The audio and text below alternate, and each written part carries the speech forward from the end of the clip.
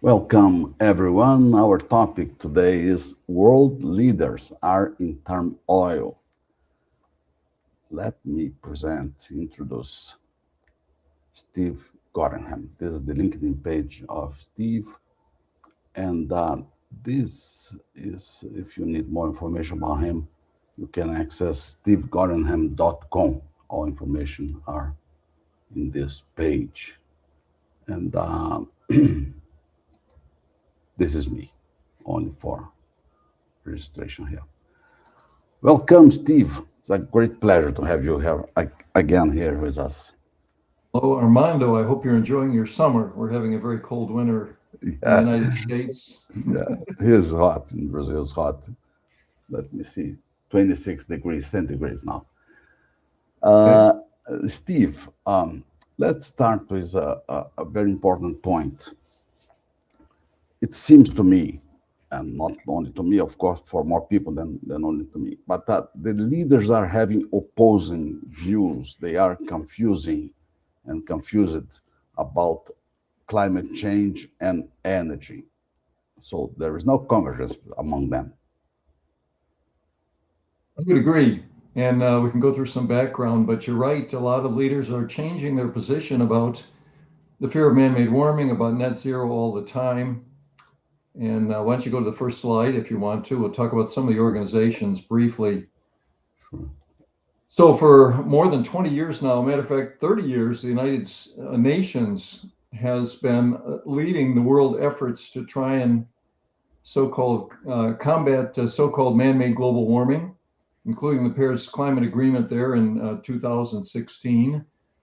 The United Nations also came up with ESG, environmental, social, and governance. That was back in 2004, which was a method to evaluate companies beyond the usual financial means and heavily relied on their efforts to reduce greenhouse gas emissions and try to be sustainable.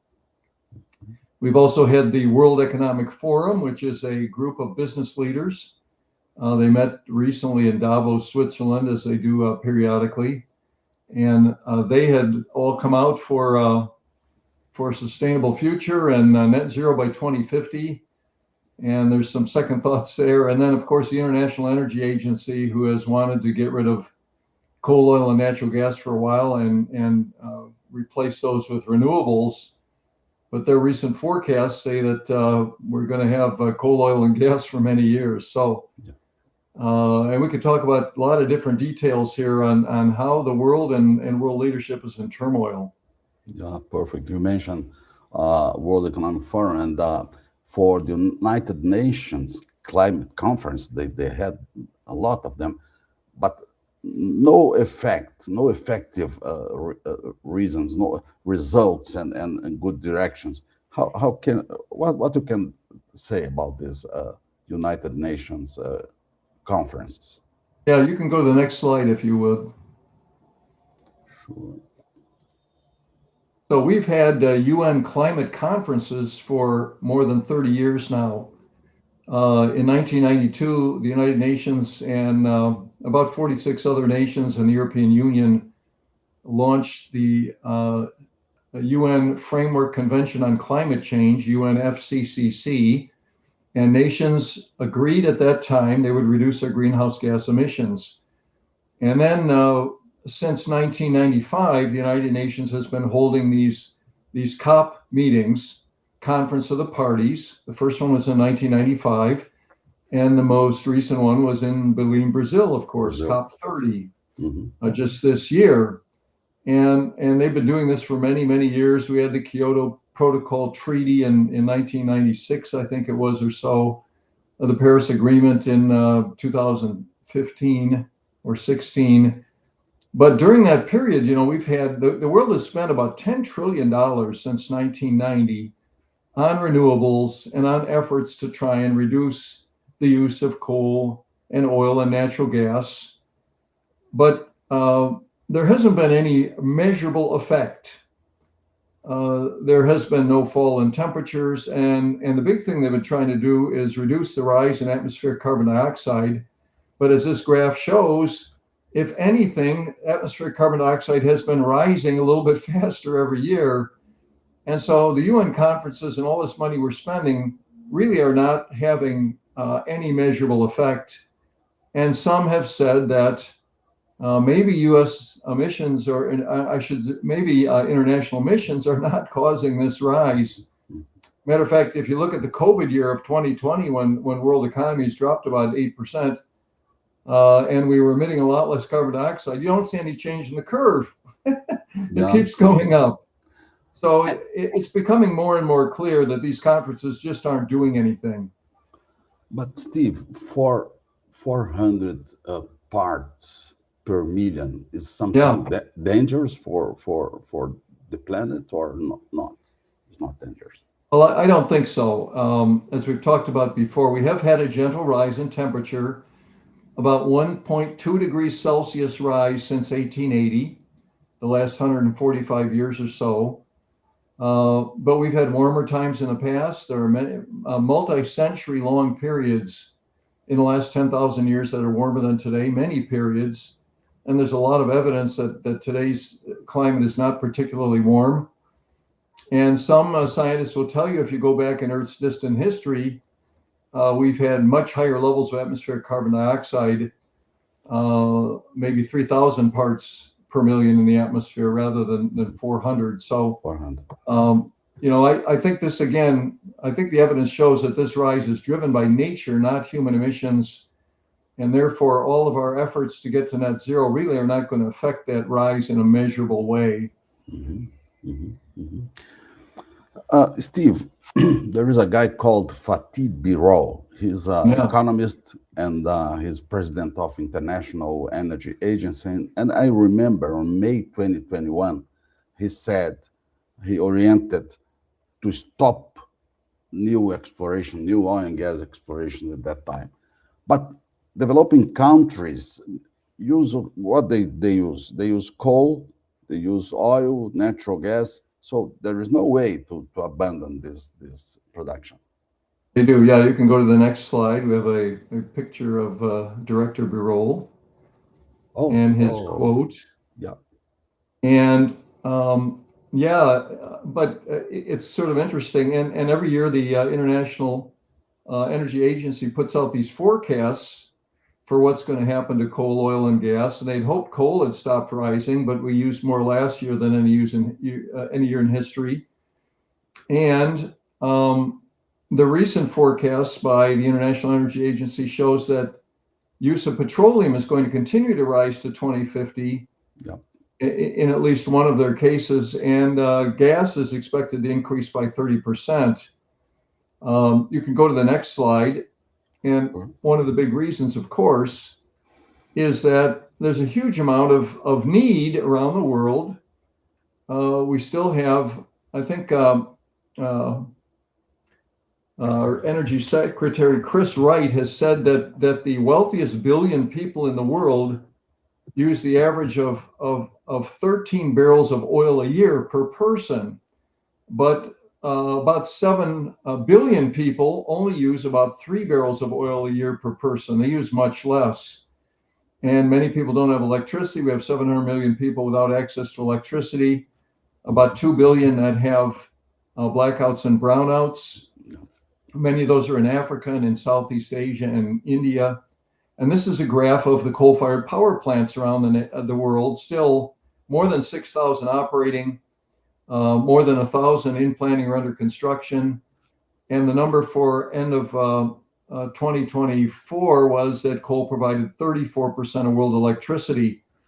So this is going to continue to rise. Other factors are, for example, I don't know what the number is in Brazil, but in the United States and in Europe, we have about 1 car for every 1 or 2 people. In India, they have about... In Brazil, it's less than that.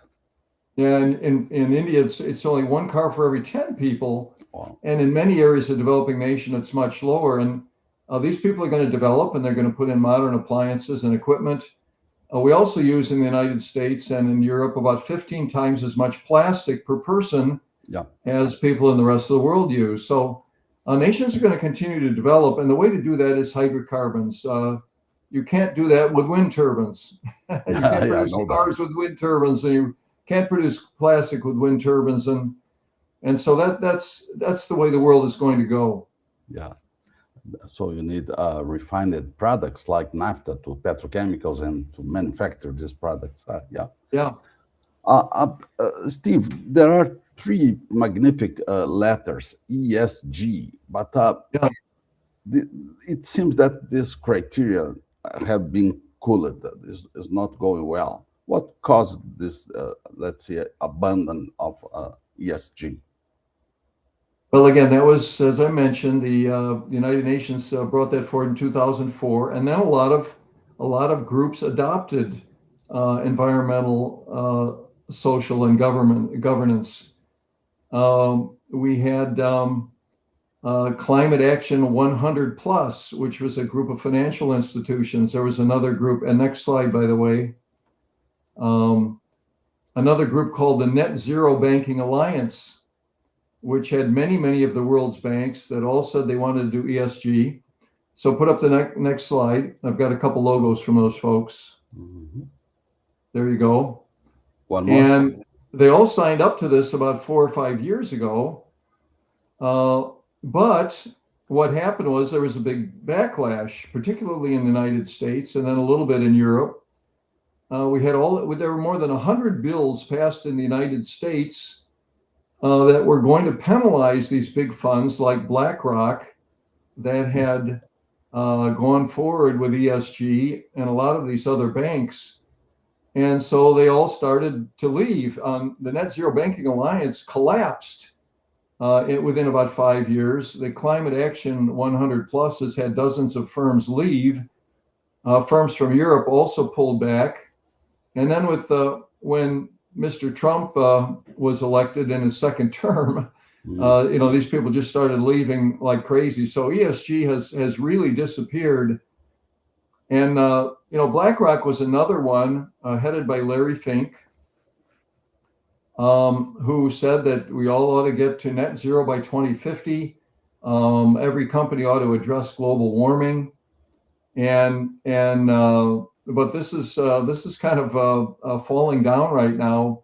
The financial industry is leaving ESG and many other companies as well. Larry Fink is the $10 trillion asset company. Well, they're very big. I can't remember if Yeah, you're talking 10 trillion. BlackRock. I Yeah, think they're the BlackRock, 10 biggest in the trillion. world. It's something like that, something One of like the 10 biggest one. trillion. Yeah, one of the Very biggest. big. So, Yeah, yeah, yeah. But comparing E, S, and G, what of these three letters are stronger?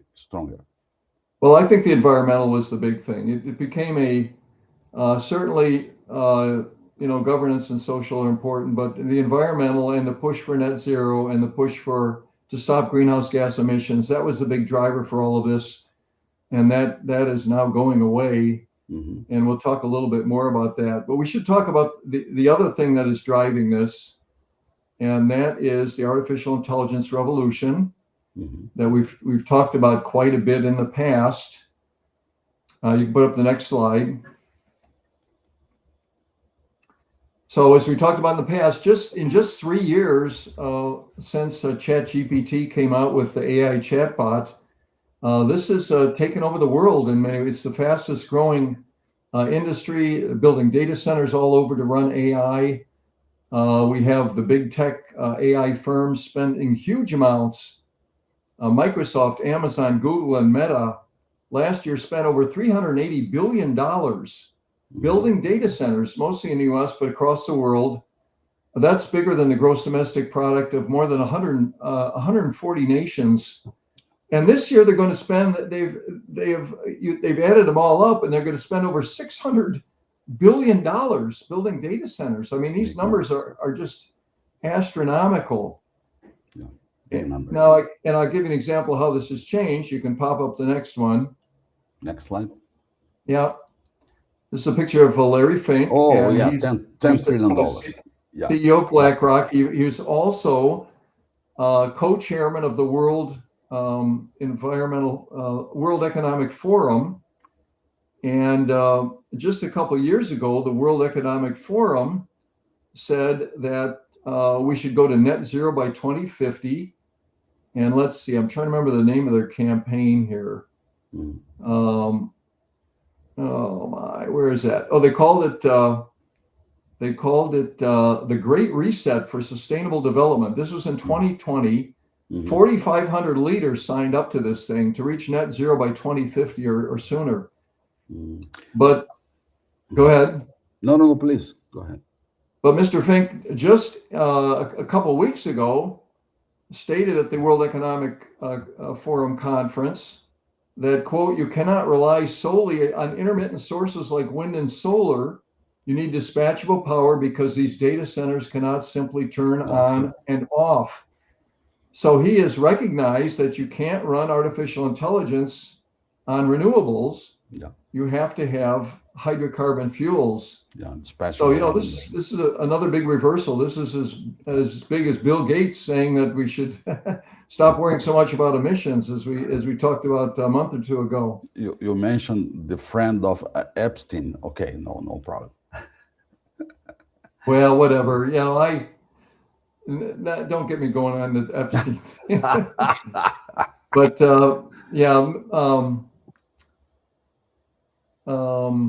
he was. You see that companies are abandoning net zero commitments. You see. Well, that? yeah, we've talked about the financial firms. They're pulling back from that, and then we have some other big ones. We have Google. Google has had a company goal to be net zero energy by 2030.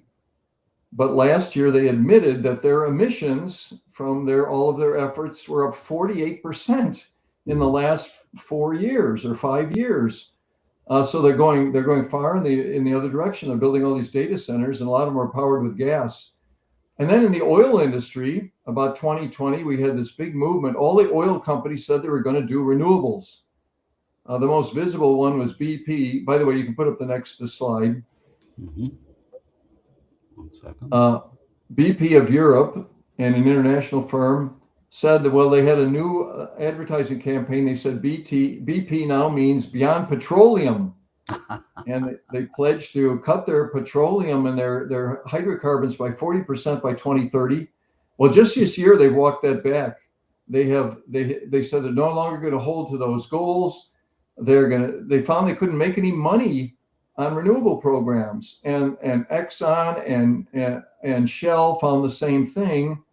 They were only earning about 6% return on renewable programs, where with oil and gas they could earn much more than 10% a year on those programs. So the whole oil and gas industry has now rolled back and said we're not going to do renewables anymore. So just really big changes in the tech industry, the finance industry, and the oil and gas. Yeah. They are living a little bit net zero commitments. I don't know that they can live at all, fully abandoned, but well, there's some places where things make sense. In Hawaii, as I always point out, where you don't have any pipelines and you're out in the middle of the ocean and it's always windy and always sunny, wind and solar work pretty well.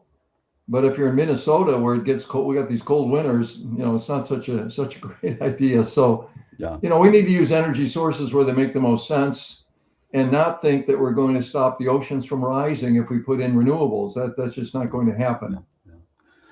Steve, I know that today, you mentioned before that today we had a very important announcement. It's EPA. Yeah, next slide. We had a big announcement. President Trump had a little bit of an address along with Lee Zeldin, the administrator of the Environmental Protection Agency, and they've announced they're going to roll back the 2009 endangerment finding, which was an EPA finding during the Obama administration that said that greenhouse gases like carbon dioxide were endangering the health of the people of the United States. And this ruling became the basis for all sorts of laws on power plants, on electric vehicles, and a lot of other things. Well, they're now going to roll this back. They're going to have a rulemaking, I believe, and this will be challenged in court. It'll go all the way to the Supreme Court.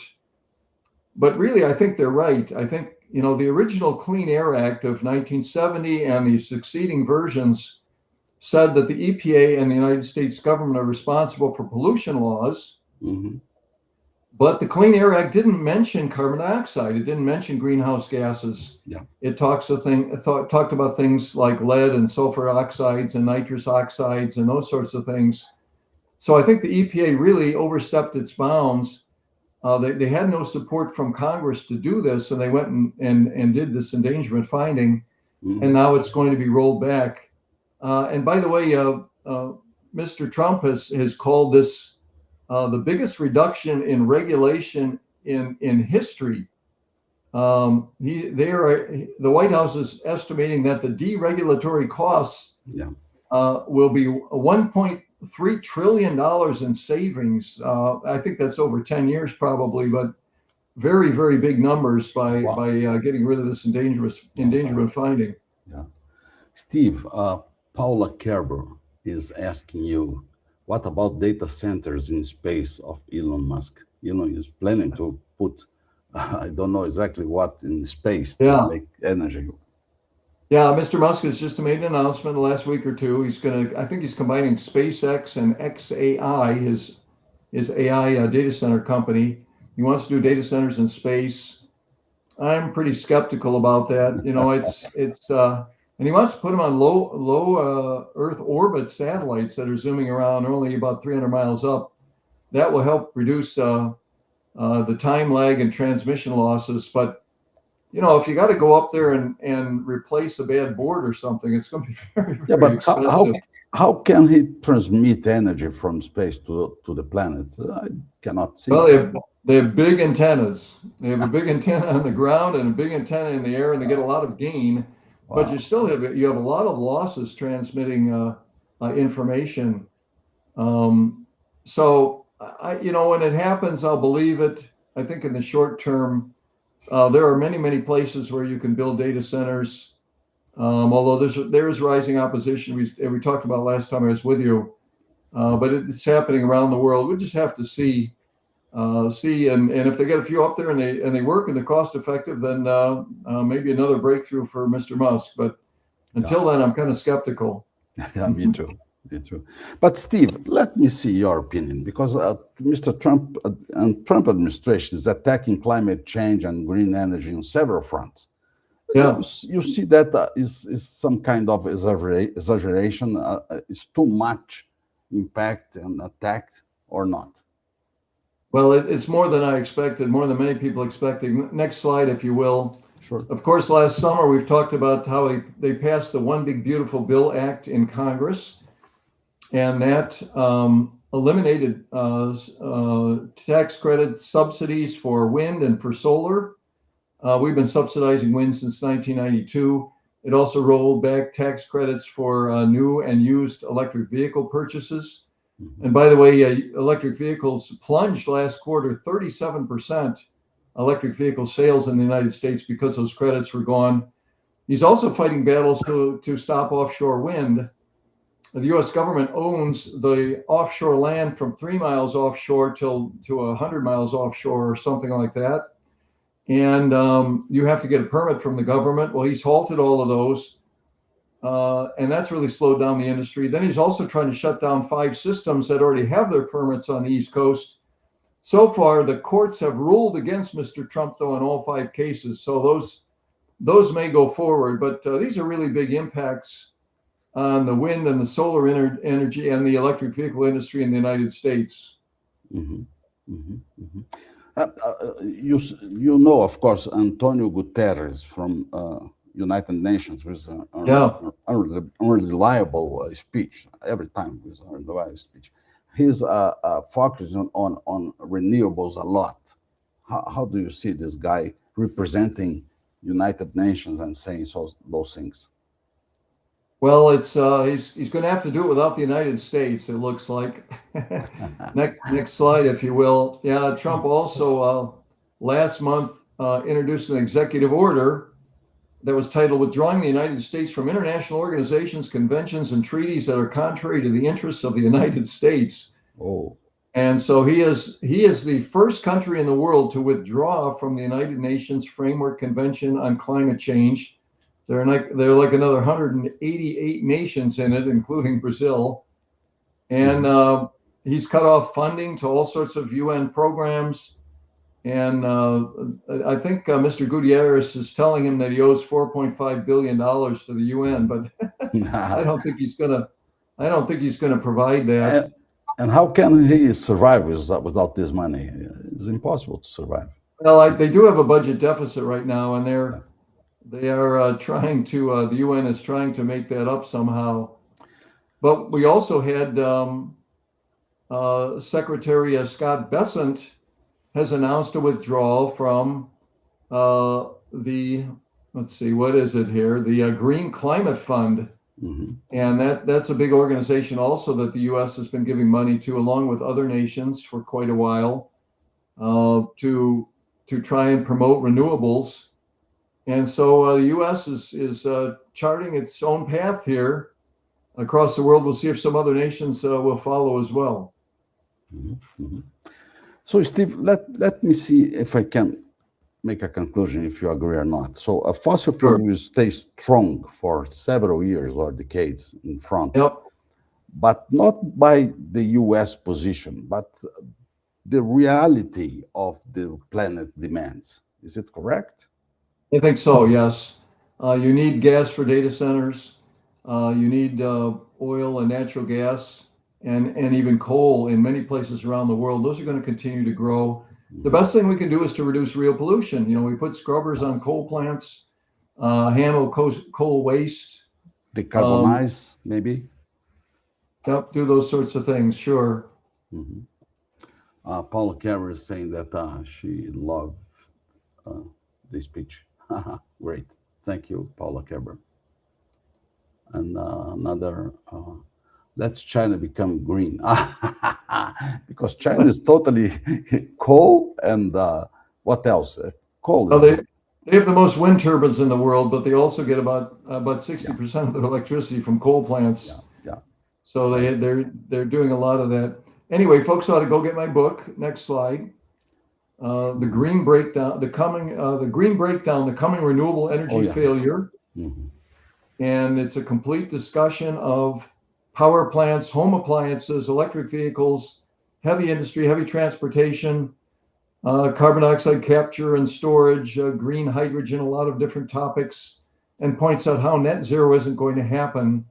Mhm. And it's been called prophetic. I wrote it a couple of years ago, but it also has a lot of great color sidebars. There's one there that are real headlines that have been in the media.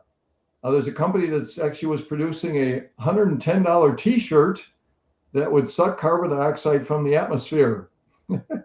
So yeah, but your prediction was related to the collapse of renewable energy. You still believe on this collapse or only attenuation of the Collapse really means I think the net zero collapses. We'll still okay. use some wind and solar, but and EVs and EVs are going to get better, but they're not going to take over the world by 2050. Hydrocarbons are still going to be the biggest form of energy. Mhm, mhm, mhm. So finally, you see that renewables will stay working, but not so well as in the past we expected. And Oh, let's just not force renewables, force people to accept it, take away their gas stoves and take away their gas cars. That's not going to do anything for the climate. It's just going to make it more expensive for people. mhm, So use renewables where they work, and let's reduce real pollution. Those are the yeah. keys. And Steve, where people can find your book? I forgot Yeah, to they say. can go to my probably if you're in Brazil, the best thing would be to go look for it at Amazon. There are also ebooks available as Kindle, well. yeah. If you're in the United States or Canada, they can go to my website, Steve Gorham, GOREHAM.com, and order Uh, books, and I'll send them a let signed copy. let me put your website here. Is this one? That's it. I'll send them signed copies, and they can learn the real story. Okay, perfect, perfect. Steve Gordonham, thank you so much for this nice conversation again. Thank you, Armando. All the best. All the best Have a for you great too. summer. great, great winter for you. Thank you. Bye bye. Paulo Kerber said something here. I just buy a diesel little truck. Which one is Paulo Kerber? Tell us, please. Is it a renewable gas, gasoline? Oh, diesel. Okay, diesel. Ah, diesel. Yeah, Get a lot of power with diesel. yeah. Maybe a big one. Yeah.